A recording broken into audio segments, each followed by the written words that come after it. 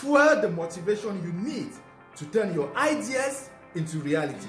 Now, there is this common misconception that we often have that ideas are very precious. There's this nagging feeling when you have an idea, you want to hide it from friends, you want to hide it from the people around you. It could be your colleagues at your job site, because you feel that someone is going to steal your idea. Globally, we think that if you have an idea and you have the skills required to execute that idea, then that's all you need to succeed. But what do we observe? You as masters or PhDs, you as university graduates, you have the skills, you have the competence. But why is it that when you have ideas, you don't take it into conclusion? When you try to execute an idea, be it an idea to write a book, it can be an idea to start a business, it can be an idea to start a farm, it can be an idea to launch a project. Whatever idea that you have, you agree with me that you often fall into one of three possible traps. Trap number one, never start syndrome. Why does this happen?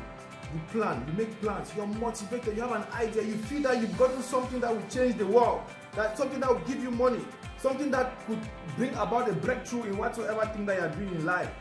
You get motivated, you plan, but few days after, guys, you lose motivation in the idea never starts.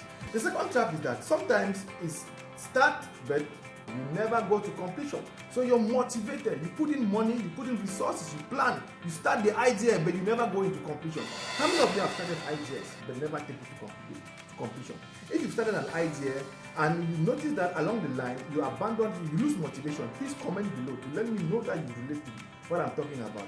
The third syndrome I'm talking about, guys, is over-ambitious syndrome. Sometimes you're over-ambitious. You have idea 1, idea 2, idea 3, idea 4. You want to implement all these ideas together. What happens? You forget to realize that your motivation or your energy that you have is limited. You can't carry all of these together. So you notice that you abandon the ideas along the line, not because you lose motivation, but because your motivation is not enough to sustain all the ideas that you pull along.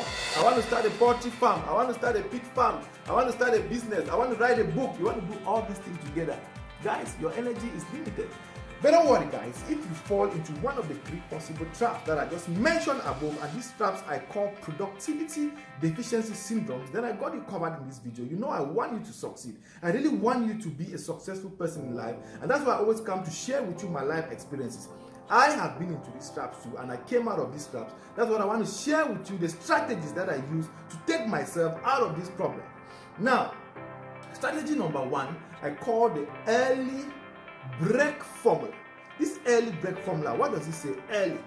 It says that when you have an idea, start early. Don't overanalyze. When you overanalyze an idea, you fall into what we call paralysis by analysis. Have you noticed that sometimes you have an idea and you're trying to analyze? The more you're trying to analyze to get every I dotted, to get everything perfect, you get more confused. Maybe you want to start an idea of food processing. You want to start an idea that you want to produce, let's say, a tomato paste from tomatoes. You begin to analyze and you notice that, oh, there's one pH control, there's one pH value that if I don't have it right, then maybe the whole thing can fail. You fall into what we call paralysis by analysis, because you overanalyze that idea and then it creates internal fear in you. So you have to start early so that you don't fall into the loop of paralysis by analysis. And remember, the motivation that you have for executing any idea has a time span. Above that time span, that motivation elapses.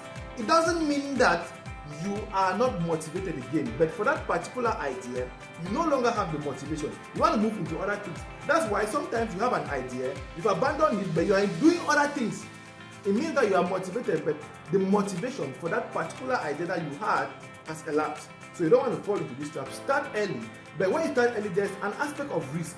You're scared, you want to plan so that you minimize risk. So what do? You build what I call the minimum viable presentation of that idea. Don't build everything to completion. Quickly build something small, start small, so that you can easily see the reaction of the people that you think will use your idea and know if they really need it or not. Start small so that you sustain your motivation. Let me tell you a secret. No one does when they begin. Ideas don't come out fully formed. They only become clear as you work on them. You just have to get started. If I had to know everything about connecting people before I got started, I never would have built Facebook.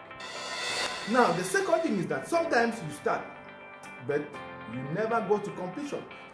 So I'll talk about the break strategy. What does the break strategy say, guys? If you have a very big idea, break it down into smaller ideas. Why do we break it down? Because you don't want your motivation to finish, so that when you've not yet taken your idea to completion. Now, how do we sustain the motivation? How do we allow the motivation energy we have in us to give us the opportunity to take our ideas to completion? We are motivated by results. So if I take a big idea, I break it down into mini ideas which are easily achievable and the results are measurable, and then I can easily achieve results along the line of executing my big idea and stay motivated. Now, put it in simple terms. If I want to write a book of 10 chapters, break it down into writing 10 books of 1 chapter each. Now, you break it down. Now, you can easily finish the first book because it's small. You've broken it down. When you finish the first book, you feel motivated. When you see results, you feel motivated and it gives you energy. It fuels the energy that you need to continue writing the other chapters. But now the other books, because you've broken down the big book into smaller books. Sometimes, guys, we want to start a farm of 100 hectares. Break it down into 10 farms of 10 hectares each. Finish the first hectare. When you finish the first hectare, you can now move to the second hectare. How many of you have bought a farm? You think that you want to work a farm. You are so motivated at the start. You want to work a farm of 100 hectares. You gather people to work on all the 100 hectares along the line, and along the way you lose motivation and you abandon it. None of the hectares is completed. You see what I'm talking about? So the early break formula says that the motivation lifespan that you have for an idea is limited. Above that time frame, you're no longer motivated. So what you want to do is start early so that you don't fall in the paralysis by analysis loop, and break down big ideas into smaller sub-ideas so that you can easily achieve results and sustain the motivation that you need to continue. My name is Fabrice Abunde, as you know, and I help university graduates, particularly masters and PhDs, convert the knowledge that they have into practical business or industry solutions. If you like this video, subscribe for more interesting videos like this, and leave a comment below if you have any question, then I'll get back to you. Thank you for watching.